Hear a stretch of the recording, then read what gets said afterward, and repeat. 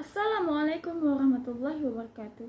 Perkenalkan, saya Fahrial Jana Rosadi dari kelas reguler 1-2B Prodi Ekonomi Pembangunan Fakultas Social Science Universitas Pembangunan Pancabudi.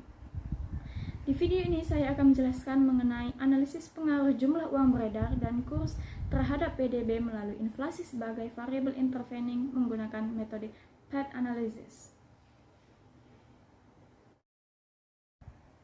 Baik, seperti yang saya katakan tadi, judul yang akan saya bawakan adalah analisis pengaruh jumlah uang beredar dan kurs terhadap PDB melalui inflasi sebagai variable intervening menggunakan metode path analysis.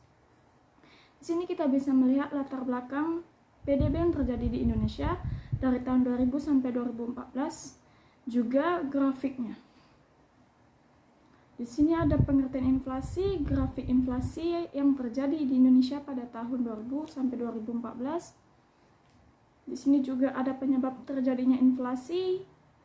Inflasi disebabkan adanya 3 sebab, yaitu yang pertama, inflasi tarikan permintaan, yaitu naiknya permintaan total.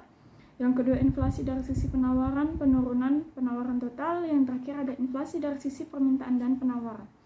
Ini ada 2 upaya pemerintah mencegah inflasi. Yang pertama ada kebijakan fiskal dan kedua ada kebijakan moneter dan non-fiskal. Di sini identifikasi masalah di mini riset saya ada 2 pokok utama. Di sini ada tujuan penelitian dan rumusan masalah. Dan ini kerangka konseptual mini riset saya, di mana jumlah uang beredar sebagai fungsi X1, kurs sebagai fungsi X2, inflasi Y1, PDB Y2. Jenis sumber data saya yang pertama adalah data sekunder.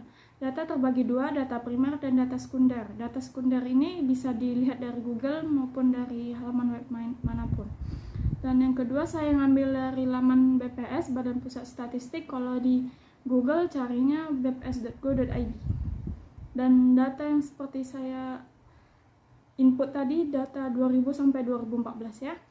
Dan hipotesis saya ada 2. Yang pertama, jumlah uang beredar berpengaruh signifikan terhadap PDB melalui inflasi sebagai variable intervening. Dan yang kedua, kurs berpengaruh signifikan terhadap PDB melalui inflasi sebagai variable intervening. Metode analisis data saya ada 2. Y1 merupakan fungsi PY1X1 ditambah PY2X2. Yang kedua ada Y2 sama dengan fungsi dari PY2X1 ditambah PY2X2 ditambah PY2Y1. Di sini mini riset saya menggunakan path analysis yang seperti Ibu dosen arahkan. Path analysis ini seperti mini riset regresi linear berganda, hampir mirip, tetapi ada variabel penghubung di antara X dengan Y2. Dan yang ini persamaan aplikasinya ada 4, bisa dilihat ya. Terus ada syarat untuk menguji apakah variabel intervening berfungsi sebagai mediasi. Yang pertama, jika P1 lebih kecil dari P2 dikali P3, atau pengaruh langsung lebih kecil dari pengaruh tidak langsung. Berarti pengaruh langsungnya P1, pengaruh tidak langsungnya P2 dikali P3. Jika pengaruh langsung lebih kecil, maka HA diterima. Yang kedua, P1 lebih besar dari P2 dikali P3, berarti yaitu pengaruh langsung lebih besar dari pengaruh tidak langsung, maka HA ditolak. Di sini ada uji asumsi klasik sebagai uji sebelum kita memulai data itu layak atau tidak ya. Ada 3, yaitu 1, uji normalitas data, yang kedua uji multikolinearitas, yang ketiga ada uji autokorelasi. Nah, ini data saya mulai dari jumlah uang beredar, kurs, inflasi, dan PDB di Indonesia pada tahun 2000 sampai 2014 ya. Nah, ini hasil dan pembahasan dari uji asumsi klasik yang 3 tadi. Yang pertama ada uji normalitas. Uji normalitas ini ada 2 syaratnya. Yang pertama, jika garis histogram menunjukkan kecembungan di tengah, seperti yang di kotak histogram ini kan kita bisa lihat garisnya cembung di tengah ya. Dan yang kedua, jika titik-titik mengikuti garis diagonal dari titik dan tidak melebar jauh. Kita bisa lihat dari kotak yang di kanan, titiknya itu tidak jauh-jauh dari garis diagonal di tengah itu. Berarti data saya lulus uji normalitas ya. Yang kedua ada uji multikoliniaritas. Di sini syaratnya ada dua juga, nilai tolerance lebih besar dari 0,05 dan nilai fifth lebih kecil dari 5. Seperti yang sudah saya blok kuningkan, di situ ada nilai tolerance dan fifth. Dan di sebelah kiri saya sudah merangkumnya. Semua angka memenuhi syarat yang berarti data saya lulus uji multikoliniaritas. Ketiga ada uji autokorelasi, di mana syaratnya nilai DW atau Darby-Watson berada di antara 1 sampai 3 dan data saya mempunyai nilai Darby-Watson 1,857 yang berarti lulus uji autokorelasi. Di sini ada uji path analysis, yang tadi uji asumsi klasik, yang kedua kita menggunakan uji path analysis. Hasil persamaan 1 tadi Y2 fungsi dari PY2X1 ditambah PY2Y1 atau kita bisa variabelkan PDB sama dengan jumlah uang beredar ditambah inflasi. Kita bisa lihat dependent variabelnya di kotak koefisien PDB. Ini mengapa kita menginput model summary, kotak model summary. Kita bisa lihat dari R-square-nya. Nilai R-square harus di bawah 0,5 baru data bisa digunakan, dan data saya terdapat 0,404 berarti bisa digunakan ya. Ini hasil persamaan kedua, R-square-nya juga di bawah 0,5, hasil persamaan 3 juga di bawah 0,5, dan hasil persamaan keempat di bawah 0,5 juga. Dan ini interpretasi hasil path analysis. Kita bisa lihat ya, hubungan jumlah uang beredar terhadap PDB minus 0,464 seperti bukti yang satu ini. Di situ bisa kita lihat dependent variabelnya PDB kan sesuai dengan minus 0,464. Yang kedua ada P2, hubungan jumlah uang beredar terhadap inflasi, buktinya ini ya, yang seperti yang saya kuningkan dan saya lingkari, minus 0,337 sesuai. Yang terakhir ada hubungan inflasi terhadap PDB 0,305, ini buktinya. Nah, ini sama kan semua nilainya, berarti kita langsung interpretasi ke pembahasan.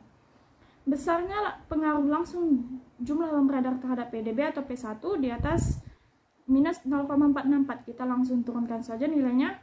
Besar pengaruh tidak langsung, tadi P2 dikali P3, berarti kita kalikan aja P2 dikali P3, hasilnya minus 0,102.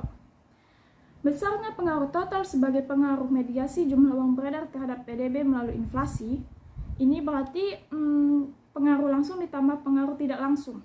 Tambahkan aja tadi, yang hasilnya minus 0,5667. Kesimpulan nilai total sebagai pengaruh mediasi, berarti pengaruh mediasinya ini lebih kecil dari nilai pengaruh langsung dan pengaruh tidak langsung.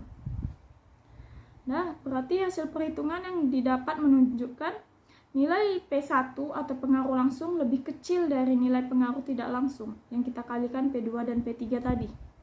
Maka HA diterima, artinya jumlah uang beredar berpengaruh signifikan terhadap PDB melalui inflasi sebagai variabel intervening. Atau dapat disimpulkan bahwa inflasi menjadi variabel yang memediasi atau intervening antara jumlah uang beredar terhadap PDB, maka inflasi berfungsi sebagai variabel intervening. Yang kedua ada tadi jumlah uang beredar, yang ini kurs. Hubungan kurs terhadap PDB minus 0,460, ini buktinya. Yang kedua ada hubungan kurs terhadap inflasi, P2-nya 0,315, dan yang terakhir hubungan inflasi terhadap PDB, P3-nya 0,606. Maka kita langsung ke bawah.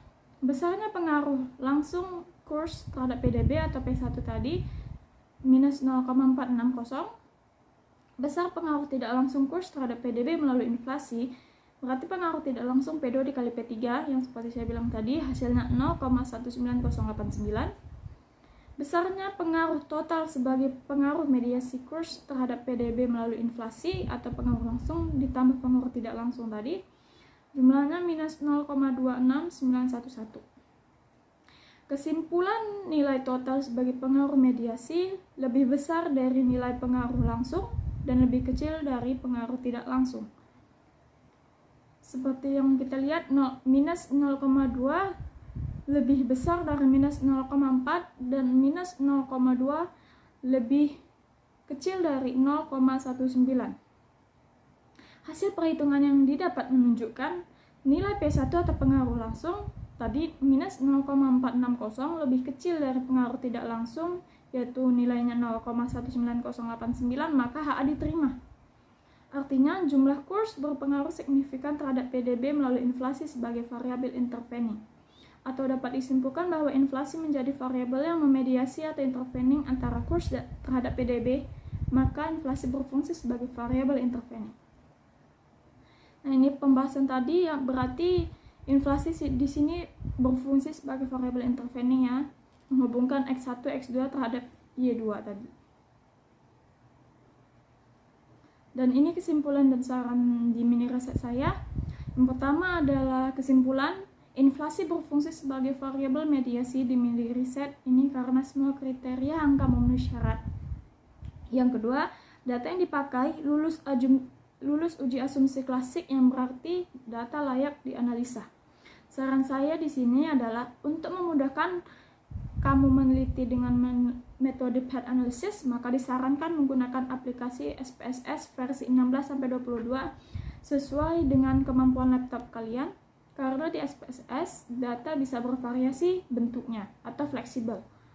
Jika meneliti dengan metode path analysis, harus teliti memasukkan data ke SPSS ketika melakukan persamaan 1-4 tadi yang di awal, yang judulnya metode analisis data ya.